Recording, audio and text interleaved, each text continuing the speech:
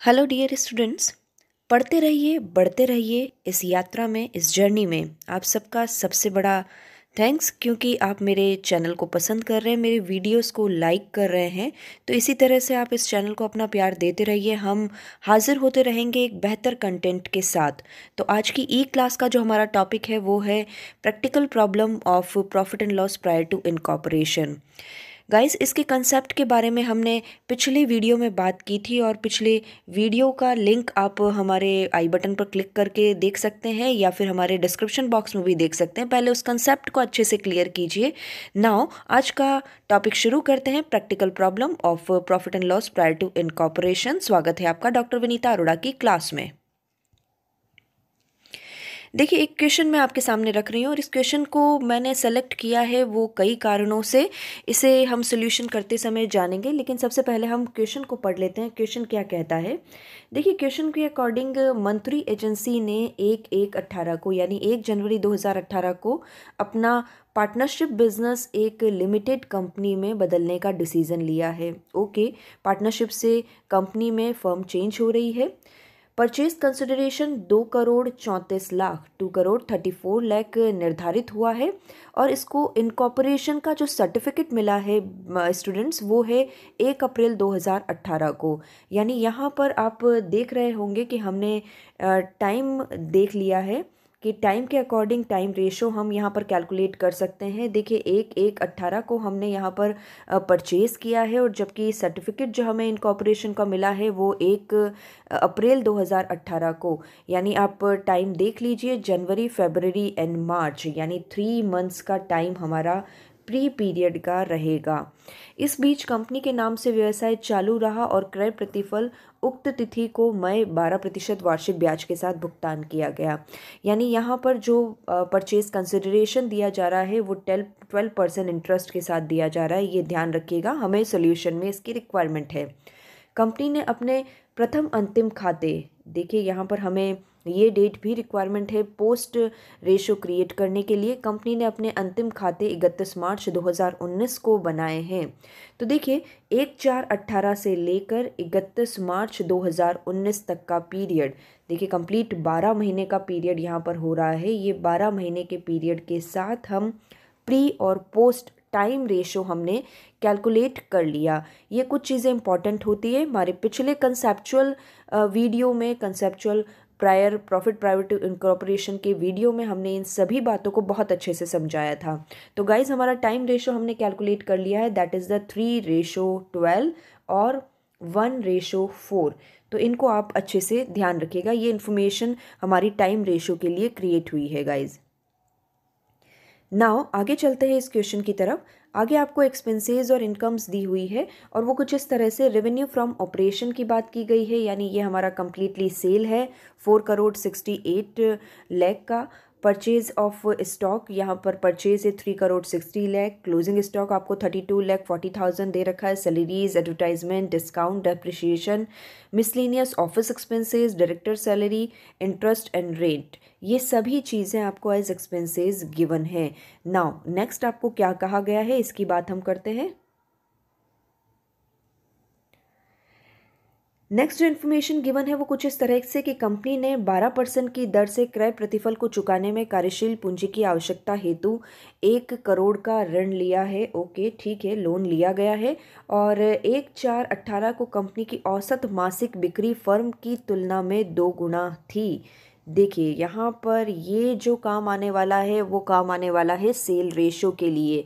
Cell ratio क्या होता है गाइज? सेल रेशो प्री और पोस्ट पीरियड में जो हमारी सेल हुई है उसकी बात करता है। तो आपको यहाँ इन्फॉर्मेशन दी गई है, प्री पीरियड में जितनी सेल हुई थी उसकी तुलना में पोस्ट पीरियड में 2 गुना सेल बढ़ गई है। तो यहाँ पर हम कैलकुलेट करेंगे किस तरह से सेल रेशो कैलकुलेट होता है। लेकिन साथ ही में आपको वेतन या सैलरीज के संबंध में भी इन्फॉर्मेशन गिवन है। वो ये है कि सैलरी में 3 गुना की वृद्धि हो गई है। कंपनी को 1 जुलाई 2018 को एक अतिरिक्त रेंट का स्थान भी लेना पड़ा। ये भी इन्फॉर्मेशन आप याद रखिएगा, हमें सोल्यूशन के समय ये इन्फॉर्मेशन चाहिए। 1 जुलाई 2018 की डेट आप ध्यान रखिएगा। 1 जुलाई 2018 को कंपनी ने 60,000 का पर मंथ रेंट का एक एडिशनल स्पेस भी लेना पड़ा। आपको पूर्व पश्चात के लाभों में बांटते हुए लाभ हानि का विवरण तैयार करना है। तो गाइस इस तरह से यहाँ पर अब एक सोल्यूशन हम तैयार करेंगे, लेकिन ध्यान रखिएगा इन सोल्यूशन से रिलेटेड हमें कई सारी बातें ध्यान में रखनी होती है और इन सभी बातों को हम ध्यान में रखते हुए हमारा सोल्यूशन क्रिएट करेंगे। तो आगे चलते हैं गाइस।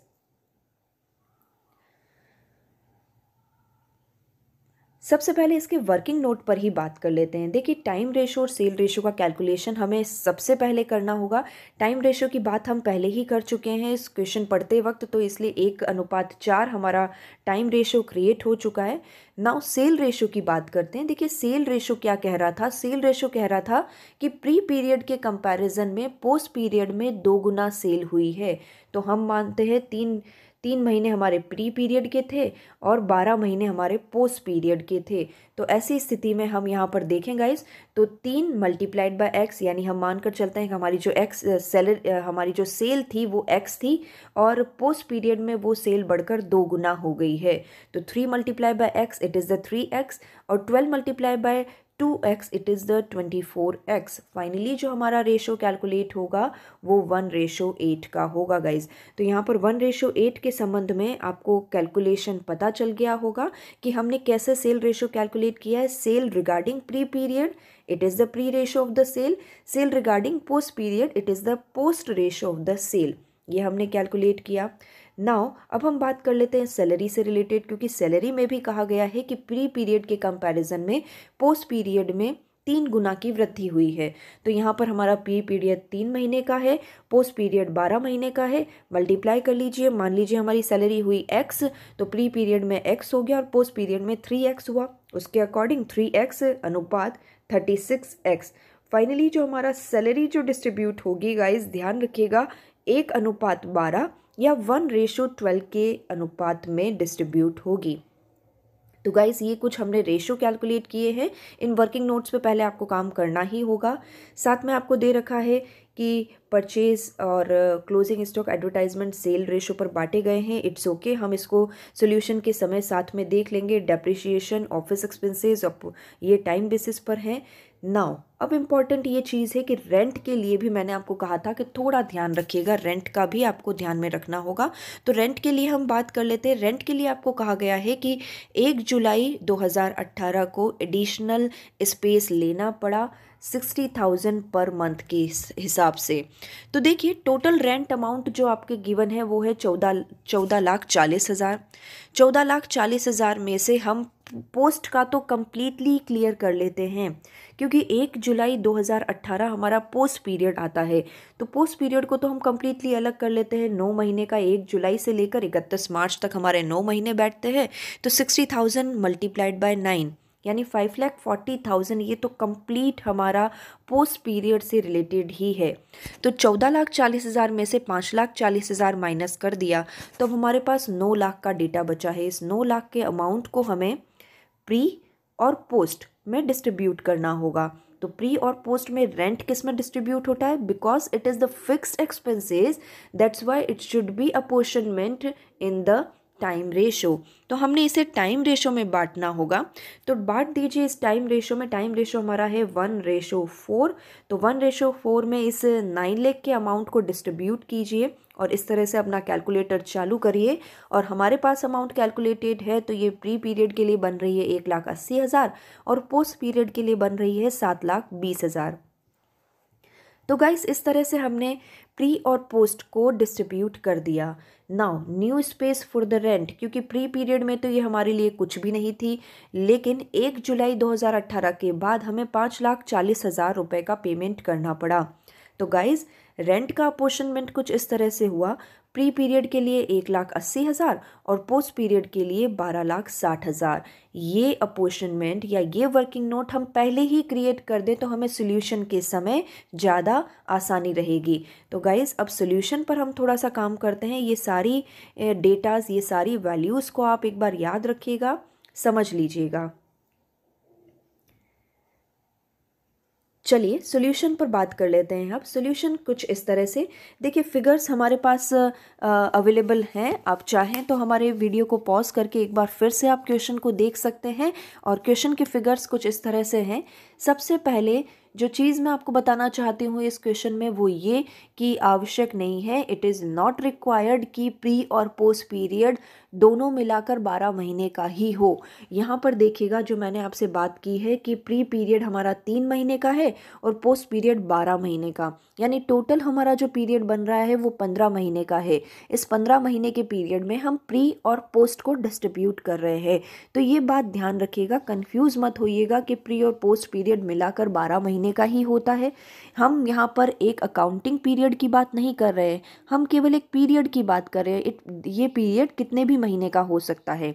यहाँ पर ये प्रश्न मैंने इसीलिए लिया है ताकि हम 15 महीने के पीरियड के साथ प्री और पोस्ट कैलकुलेट करें।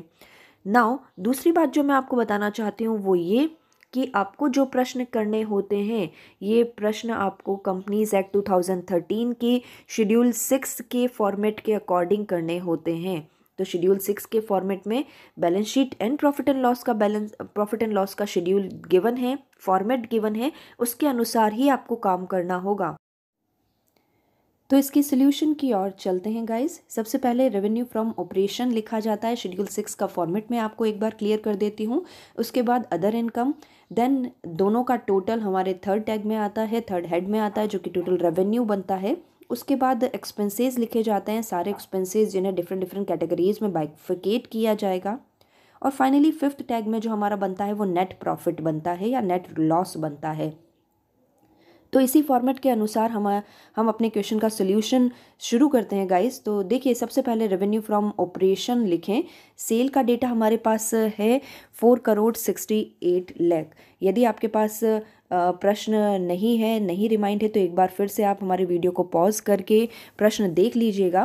प्रश्न में हमारे पास डेटा है 4,68 लाख का सेल का। इस सेल को डिस्ट्रीब्यूट किया जाएगा 1:8 में, क्योंकि ये सेल है तो सेल रेशो में ही डिस्ट्रीब्यूट होगी। यहाँ एक बात मैं और बता देना चाहती हूँ कि जिन स्टूडेंट्स को रेशो में डिस्ट्रीब्यूट करना नहीं आता है उनके लिए मैं थोड़ा सा एक नोट मैंने यहाँ पर दिया है, उसे समझ लेते हैं। देखिए, जब भी आपको रेशो में डिस्ट्रीब्यूट करना है तो डिस्ट्रीब्यूशन के लिए प्री और पोस्ट रेशो हमें देखना होगा। सबसे पहले आप अमाउंट लिखेंगे अंश के रूप में या न्यूमरेटर के रूप में, divided by total of the ratio. यदि हम टाइम रेशो पे बात कर रहे हैं तो हमारा टोटल ऑफ द रेशो है 5, और यदि हम सेल रेशो पर बात कर रहे हैं तो टोटल ऑफ द रेशो है 9। तो यहाँ पर total of the ratio according to the ratio, जो भी रेशो आप कैलकुलेट कर रहे हैं वो करना होगा, मल्टीप्लाइड बाय प्री रेशो। यदि हम टाइम रेशो की बात करें तो प्री रेशो है हमारा 1, और यदि सेल रेशो की बात करें तो भी हमारा प्री रेशो है 1। नाउ इसी तरह से पोस्ट की बात करें तो amount divided by total of the ratio, जो भी अमाउंट है divided by total of the ratio, may be it 5 may be it the 9, multiplied by post ratio. Post ratio हमारा टाइम रेशो में है 4 और सेल रेशो में है 8। तो इस तरह से गाइज इस फॉर्मूले की सहायता से आप यहाँ पर डिस्ट्रीब्यूट कर सकते हैं अपनी अमाउंट को। जिन्हें रेशो डिस्ट्रीब्यूशन नहीं आता है उसके लिए मैंने एक वर्किंग नोट दिया है। तो गाइज चलते हैं फिर से हमारे क्वेश्चन की ओर। सेल को हम कैलकुलेट कर लेते हैं 1:8 पर, ये हमने कैलकुलेट कर लिया है। अदर इनकम हमारा किसी भी तरह का नहीं है। टोटल रेवेन्यू हो गया हमारा 52 लाख और 4,16 लाख। नाउ इसी तरह से एक्सपेंसेस की बात करते हैं। एक्सपेंसेस के लिए भी फिक्स्ड फॉर्मेट है। सबसे पहले परचेज लिखा जाता है। परचेज हमारा टोटल अमाउंट है 3,60 लाख। इस 3,60 लाख को ऑफकोर्स क्योंकि परचेज है तो ये सेल के रेशो में ही बटेगा, क्योंकि purchase, sale, closing stock, opening stock, direct expenses, ये सभी जो कि ट्रेडिंग अकाउंट में जनरली शामिल होने वाले आइटम्स होते हैं उन्हें सेल रेशो में ही डिस्ट्रीब्यूट करना होगा। तो इन्हें सेल रेशो में डिस्ट्रीब्यूट कर दीजिए टोटल अमाउंट 3,60 लाख को। नाउ इसी तरह से चेंजेस इन इन्वेंट्री यानी क्लोजिंग स्टॉक का अमाउंट आपको दिया हुआ है 32,40,000, 32,40,000। इसे भी सेल रेशो में आप डिस्ट्रीब्यूट कर दीजिए, और क्योंकि हमें क्लोजिंग स्टॉक माइनस करना होता है तो हम यहाँ पर इसे ब्रैकेट में नेगेटिव अमाउंट में दे रहे हैं। नाउ नेक्स्ट हेड हमारा है employee benefit expenses. Employee benefit expenses में हमें एक तो सैलरी मिल रही है और दूसरा मैनेजिंग डायरेक्टर सैलरी। इन्फॉर्मेशन आपको क्वेश्चन में प्रोवाइडेड है सैलरी के लिए और मैनेजिंग डायरेक्टर सैलरी के लिए। तो देखिए, सैलरी के लिए हमने रेशो ऑलरेडी कैलकुलेट कर रखा है, हमारे वर्किंग नोट में है, वो है 1:12। तो जो भी सैलरी का अमाउंट है, यानी हमारा सैलरी का अमाउंट है 23,40,000। इस 23,40,000 के अमाउंट को 1:12 में डिस्ट्रीब्यूट किया जाएगा। Then managing director salary. देखिए एमडी की सैलरी कंपनी जनरेट होने के बाद ही होती है, पार्टनरशिप बिजनेस में नहीं होती है। ये एक पार्टनरशिप फर्म थी जिसे कंपनी में रिफॉर्म किया गया है। तो ऐसी कंडीशन में एमडी की सैलरी कंप्लीटली पोस्ट पर डिस्ट्रीब्यूट होगी, प्री में इसका कोई लेना देना नहीं होगा, इसलिए आप सिंपली डैश क्रिएट करेंगे। नाउ फाइनेंस कॉस्ट की बात करते हैं। देखिए फाइनेंस कॉस्ट में हमारे पास है इंटरेस्ट, केवल इंटरेस्ट का ही वैल्यू यहाँ पर गिवन है। यदि हम फाइनेंस कॉस्ट की बात कर लेते हैं तो देखिए फाइनेंस कॉस्ट में इंटरेस्ट में हमारा जो टोटल अमाउंट बनता है वो इंटरेस्ट का है 19,02,000। अब 19,02,000 के लिए यहाँ पर मैंने आपको कहा था कि ध्यान रखिएगा, हमें 12% की रेट से परचेज कंसिडरेशन का पेमेंट करना है, 12% पर एनम ब्याज के दर से, यानी इंटरेस्ट देना होगा। तो देखिए हमारा परचेज कंसिडरेशन था 2,34,00,000। इस 2,34,00,000 पर मैंने 12% की रेट से इंटरेस्ट कैलकुलेट किया, और क्योंकि हमारा प्री पीरियड 3 महीने का है तो 3 महीने के हिसाब से मैंने यहाँ पर 3 महीने का इंटरेस्ट कैलकुलेट किया, और ये इंटरेस्ट है 7,02,000। तो यानी टोटल इंटरेस्ट का जो अमाउंट है हमारे पास 19,02,000, उस 19,02,000 में से 7,02,000 तो हमारा प्री पीरियड से रिलेटेड हो गया। तो अब रिमेनिंग जो भी बचा है वो हमारा पोस्ट पीरियड से रिलेटेड होगा, यानी इस पोस्ट पीरियड में और भी इंटरेस्ट हो सकते हैं। इसलिए आप ये नहीं कह सकते कि हम यहाँ पर 3/12 की जगह 12/12 करके यह अमाउंट लेकर आ जाएं, लेकिन वो गलत होगा, क्योंकि हमारा टोटल इंटरेस्ट जो है वो है 19,02,000। इस 19,02,000 में से 7,02,000 को माइनस कर दिया। फाइनली जितना भी अमाउंट बचा है वो हमारा पोस्ट पीरियड का इंटरेस्ट कहलाएगा। ये हमारी सारी इंटरेस्ट की कैलकुलेशन, ध्यान रखिएगा एक एक आइटम से रिलेटेड कई सारे एडजस्टमेंट होते हैं, तो हमारे इंटरेस्ट के ये सारे एडजस्टमेंट मैंने आपके सामने रखे। नाउ डेप्रिसिएशन की बात करते हैं। डेप्रिसिएशन का टोटल अमाउंट आपको गिवन है 3,60,000। इस डेप्रिसिएशन के अमाउंट को सिंपली हमें अच्छे से पता है, क्योंकि ये फिक्स्ड टाइप का अमाउंट है तो इसे टाइम रेशो में डिस्ट्रीब्यूट करना होगा। तो हमने टाइम रेशो में इसे डिस्ट्रीब्यूट किया 1:4 में। अदर एक्सपेंसेस आपको गिवन है एडवर्टाइजमेंट के, advertisement always distributed in sale ratio 1:8। Total amount हमारा एडवर्टाइजमेंट का 14,04,000, जिसे हमने 1:8 में डिस्ट्रीब्यूट कर दिया। नाउ डिस्काउंट की बात करें, again discount dependent on the sale, तो हमें इसे सेल रेशो में बांटना होगा 1:8, 2,60,000 और 20,80,000। Office expenses, it is the fixed type of expenses, तो इस एक्सपेंसेस को हमें टाइम रेशो में ही बांटना होगा। टाइम रेशो में बांट दीजिए। हमारे पास ऑफिस एक्सपेंसेस का टोटल अमाउंट मिल रहा है 2,40,000। इस 2,40,000 को हम 1:4 में डिस्ट्रीब्यूट करते हैं, और इसी तरह से फाइनली रेंट है हमारे पास 14,40,000 का। तो 14,40,000 के अमाउंट को भी हमने 1:4 में डिस्ट्रीब्यूट कर दिया। तो गाइस इस तरह से यहाँ पर हमारी कंप्लीट कैलकुलेशन रही है। आपको हर एक आइटम को अच्छे से ध्यान रखना होगा, उसके एडजस्टमेंट को अच्छे से ध्यान रखना होगा, और कौन सा आइटम कौन सा एक्सपेंसेस किस रेशो में डिस्ट्रीब्यूट करना होगा, इसके लिए हमारा पिछला वीडियो ज़रूर से देखें। उसे गो थ्रू करने के बाद ही इस प्रैक्टिकल प्रॉब्लम पर आए। तो गाइस देखिए इस तरह से फाइनली जो हमारे वैल्यू मिलती है वो वैल्यू है 38,000 और 38,72,000 की नेट प्रॉफिट और लॉस की स्थिति बताई गई है। ये प्रॉफिट एंड लॉस कहाँ से आया? इस अमाउंट में से इसे माइनस कर दिया जा रहा है। तो माइनस करने के बाद देखिए प्री पीरियड में तो लॉस की स्थिति बनी है, ये कैपिटल लॉस कहलाएगा, और यहाँ पोस्ट पीरियड में 38,72,000 का प्रॉफिट हुआ है। ये प्रॉफिट ऐसा है जो कि रेवेन्यू नेचर का है, और इस रेवेन्यू नेचर के प्रॉफिट में से हमें डिविडेंड डिस्ट्रीब्यूट कर सकते हैं। तो गाइस इस तरह से हमने कंप्लीट कैलकुलेशन सीखा है एक प्रैक्टिकल प्रॉब्लम का। प्री और पोस्ट पीरियड से रिलेटेड हमने यहाँ पर सारे एडजस्टमेंट किए हैं गाइस। तो गाइस आपको समझ में आया होगा कि करना क्या होता है। तो इसी तरह से पढ़ते रहिए, बढ़ते रहिए और चलते रहिए हमारे साथ।